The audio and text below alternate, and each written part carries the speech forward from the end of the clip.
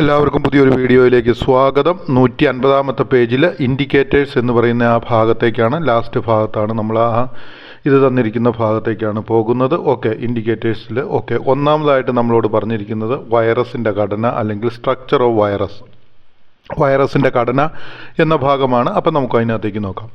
Virus have A simple structure devoid of cytoplasm. അതായത് വൈറസിന് വളരെ ലളിതമായ ഒരു സ്ട്രക്ചറാണുള്ളത്. അതിന് സൈറ്റോപ്ലാസം ഇല്ല, സെൽ ഓർഗനൽസ് ഇല്ല, അതുപോലെ തന്നെ ന്യൂക്ലിയസ് ഇല്ല. അതായത് കോശദ്രവ്യമില്ല, അതുപോലെ തന്നെ കോശത്തിനകത്തുള്ള ഓർഗൻസ് ഒന്നുമില്ല, അതുപോലെ തന്നെ ന്യൂക്ലിയസും ഇല്ല.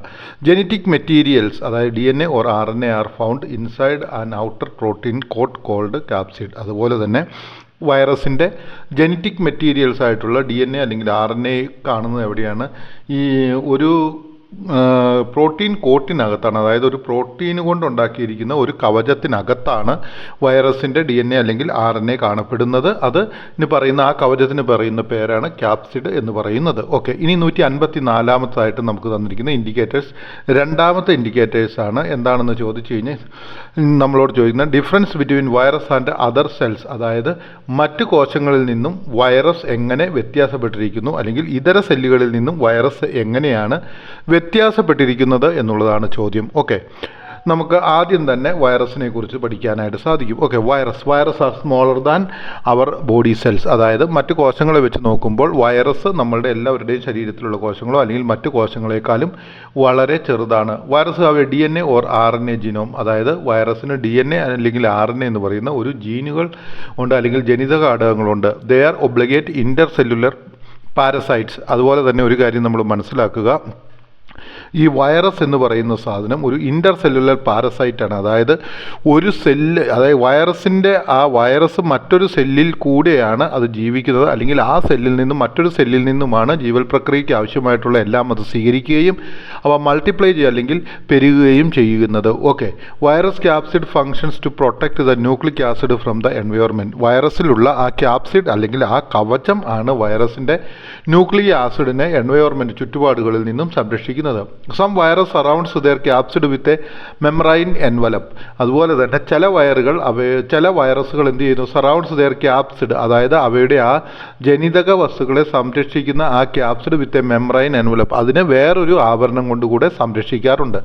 Virus need a host to reproduce. വൈറസിന് എന്താണ് ചെയ്യേണ്ടത്? റീപ്രൊഡക്ഷൻ അല്ലെങ്കിൽ പ്രത്യുൽപാദനം നൽകണമെങ്കിൽ ഒരു ഹോസ്റ്റ് സെല്ല്, അതായത് മറ്റൊരു സെല്ലിലായിരിക്കണം അവ. ഓക്കെ, അതുപോലെ തന്നെ virus survives outside of host until their capsid breaks down over time. അതായത് ഒരു വൈറസ് ഒരു ഹോസ്റ്റ് സെല്ലിന് പുറത്ത് സർവൈവ് ചെയ്യും. എപ്പോൾ വരെയാണ്? അതിൻ്റെ ആ ക്യാപ്സിഡ് എപ്പോഴാണോ ബ്രേക്ക് ഡൗൺ ചെയ്യുന്നത് അപ്പോൾ വരെ അത് സർവൈവ് ചെയ്യുവാനായിട്ട് സാധിക്കും. ഇനി സാധാരണ ഒരു സെല്ലിൻ്റെ കാര്യമാണ് നമ്മൾ പറയാൻ പോകുന്നത്. Cells have A basic structural and functional properties. അതായത് ഈ സെല്ലുകൾക്ക്, സാധാരണ സെല്ലുകൾക്ക് ഒരു സ്ട്രക്ചർ ഘടനാപരമായിട്ടും അതുപോലെ തന്നെ പ്രവർത്തനപരമായിട്ടും ഉള്ള ചില പ്രോപ്പർട്ടീസ് ഉണ്ട്. In cells we see the presence of cytoplasm. അതായത് ഒരു സെല്ലിനകത്ത് നമുക്ക് സൈറ്റോപ്ലാസത്തെ കാണുവാനായിട്ട് സാധിക്കും, അല്ലെങ്കിൽ കോശസ്ഥലത്തെ കാണുവാനായിട്ട് സാധിക്കും. അതുപോലെ തന്നെ കോശത്തിലുള്ള റൈബോസോമിനെയും പ്ലാസ്മ മെംബ്രെയിനെയും ജനറ്റിക് മെറ്റീരിയൽസിനെയും നമുക്ക് കാണുവാനായിട്ട് സാധിക്കും. അപ്പം ഒരു സെല്ലിനകത്ത് cytoplasm, ribosome, plasma membrane, genetic materials തുടങ്ങിയവയെല്ലാം ഉണ്ട്. It intakes nutrients. അതുപോലെ തന്നെ എന്ത് ചെയ്യുന്നു? പോഷകങ്ങളെ സെല്ലുകൾ സ്വീകരിക്കുന്നു. എനർജി സിന്തസൈസസ്, അതുപോലെ തന്നെ ആവശ്യമായിട്ടുള്ള എനർജിയെ അവിടെ ഉൽപ്പാദിപ്പിക്കുകയും ചെയ്യുന്നു. ആൻഡ് റിമൂവൽ ഓഫ് വേസ്റ്റ്, അതുപോലെ തന്നെ സെല്ലിൽ നിന്നും അതിൻ്റെ വേസ്റ്റുകളെ റിമൂവ് ചെയ്യുകയും ചെയ്യുന്നു. The cytoplasm is a thick coagulated fluid covering each cell. അതുപോലെ തന്നെ ഓരോ സെല്ലിനെയും സൈറ്റോപ്ലാസം എന്ന് പറയുന്ന ആ വളരെ കട്ടി കൂടിയ ഇതുകൊണ്ട് ഫ്ലൂയിഡ് കൊണ്ട് കവർ ചെയ്തിരിക്കുന്നു. Cell has a enveloping cell membrane. ഓരോ സെല്ലിനും ആ സെല്ലിനെ കവർ ചെയ്തിരിക്കുന്ന ഒരു സെൽ മെംബ്രെയിനും ഉണ്ട് എന്നുള്ള കാര്യം നമ്മൾ മനസ്സിലാക്കുക. ഇനി 151-ാമത്തെ പേജിലേക്കാണ് നമ്മൾ വരുന്നത്. എവല്യൂഷണറി ട്രീ എന്ന് പറയുന്ന ഭാഗമാണ്, അല്ലെങ്കിൽ പരിണാമ വൃക്ഷം എന്ന് പറയുന്ന ആ ഒരു ഭാഗത്തേക്കാണ് നമ്മൾ കടന്നു വരുന്നത്. ഓക്കെ, 155 ചോദ്യം.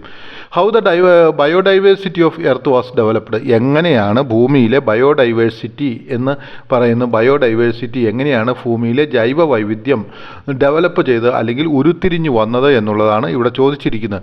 അപ്പോൾ അതിന് ഉത്തരമായിട്ട് ഇങ്ങനെ എഴുതാം, the biodiversity of the earth was developed. അതായത് ഭൂമിയിലെ ജൈവ വൈവിധ്യം ഡെവലപ്പ് ചെയ്യപ്പെട്ട അല്ലെങ്കിൽ ഉരുത്തിരിഞ്ഞു വന്ന as result of evolutionary process. അത് പരിണാമത്തിൻ്റെ പരിണിതഫലമായിട്ടാണ് ഭൂമിയിലെ ജൈവ വൈവിധ്യങ്ങൾ ഉരുത്തിരിഞ്ഞു വന്നത് എന്നാണ് നാം മനസ്സിലാക്കേണ്ടത്.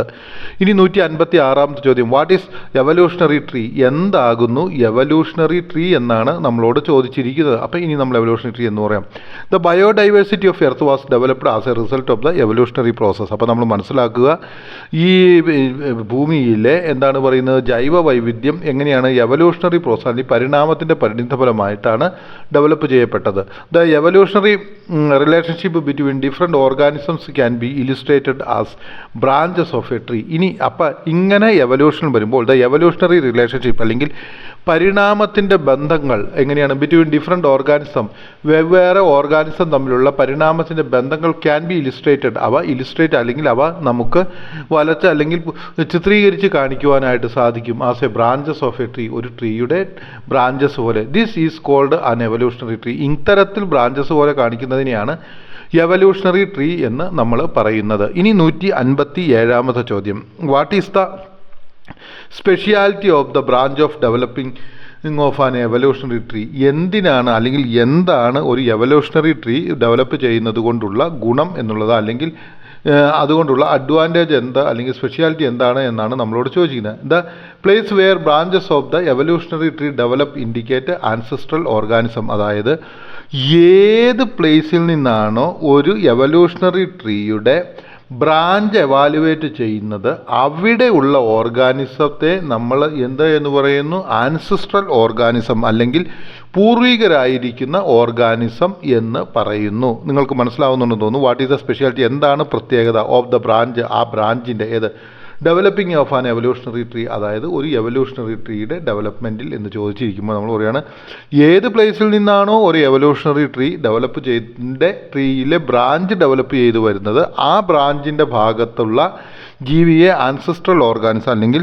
പൂർവികരായ ഓർഗാനിസം അല്ലെങ്കിൽ ജീവജാലം എന്ന് നമ്മൾ വിളിക്കുന്നു. ഇനി 158 ചോദ്യമാണ് നമ്മൾ വായിക്കാനായിട്ട് പോകുന്നത്. Okay, how the classification of evolutionary relationship becomes more accurate. എങ്ങനെയാണ് ഈ പരിണാമത്തിലൂടെയുള്ള റിലേഷൻഷിപ്പ് കൂടുതൽ അക്യുറേറ്റ് ആയിട്ട് നമുക്ക് കണക്കാക്കുവാനായിട്ട് സാധിക്കുന്നത്? The classification become more accurate by illustrating evolutionary relationship. ഈ അവയുടെ ക്ലാസിഫിക്കേഷനെ നമ്മൾ കൂടുതൽ അക്യുറേറ്റ് ആക്കി എടുക്കുന്നത് അവയുടെ ആ എവല്യൂഷണറി റിലേഷൻഷിപ്പിനെ കണ്ടെത്തിക്കൊണ്ടാണ് എന്നാണ് നമ്മൾ മനസ്സിലാക്കേണ്ടത്. ഇനി 159 ചോദ്യമായിട്ട് തന്നിരിക്കുന്നത് what are the advantages of evolutionary tree. അതായത് ഈ എവല്യൂഷണറി ട്രീ കൊണ്ടുള്ള ഗുണം എന്താണെന്നാണ് നമ്മളോട് ചോദിച്ചിരിക്കുന്നത്.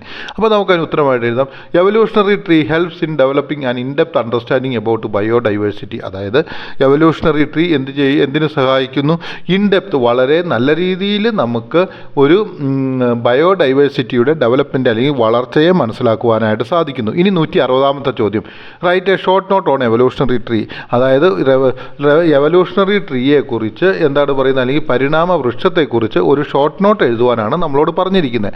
The biodiversity of earth was developed as A result of the evolutionary process. അപ്പോൾ ആദ്യം തന്നെ പറയുക, ഭൂമിയിലുള്ള ഈ ജൈവ വൈവിധ്യങ്ങൾ എങ്ങനെയാണ് ഉരുത്തിരിഞ്ഞു വന്നതെന്ന് ചോദിച്ചാൽ എവല്യൂഷണറി പ്രോസസ്സ് കൊണ്ടാണെന്ന് നമ്മൾ മനസ്സിലാക്കുക.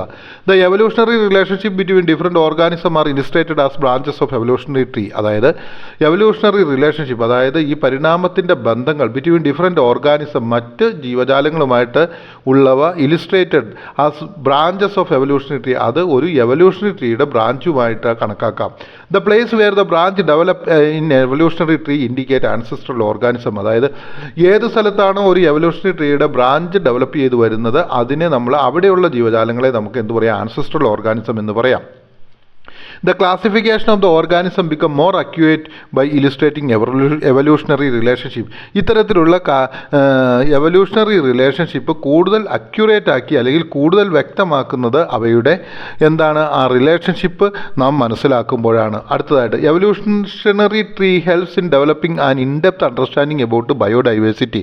ഈ എവല്യൂഷണറി ട്രീ കൂടുതൽ വിശദമായിട്ട് ഭൂമിയിലുള്ള ജൈവ വൈവിധ്യത്തെക്കുറിച്ച് നമുക്ക് മനസ്സിലാക്കുവാനായിട്ട് സഹായിക്കുന്നു. In short we can say evolutionary tree plays a crucial role in studies of the classification of organism. അതായത് അതുപോലെ തന്നെ എവല്യൂഷണറി ട്രീ എന്ത് തന്നെയാണ് നമ്മളെ സഹായിക്കുന്നത്? ഈ ഓരോ ജീവജാലങ്ങളെയും ക്ലാസിഫൈ ചെയ്യുന്നതിന് അല്ലെങ്കിൽ തരംതിരിച്ച് ഓരോ വർഗമാക്കി തീർക്കുന്നതിന് ഏറ്റവും കൂടുതൽ സഹായിക്കുന്നതാണ് എവല്യൂഷണറി ട്രീ എന്നുള്ളതാണ് നാം ഇവിടെ മനസ്സിലാക്കേണ്ട കാര്യം. എനിക്ക് തോന്നുന്നു ഈ പാഠഭാഗം നിങ്ങൾക്ക് മനസ്സിലായെന്ന്. ഇനി നമ്മൾ അടുത്തൊരു വീഡിയോയിലേക്ക് പോവുകയാണ്.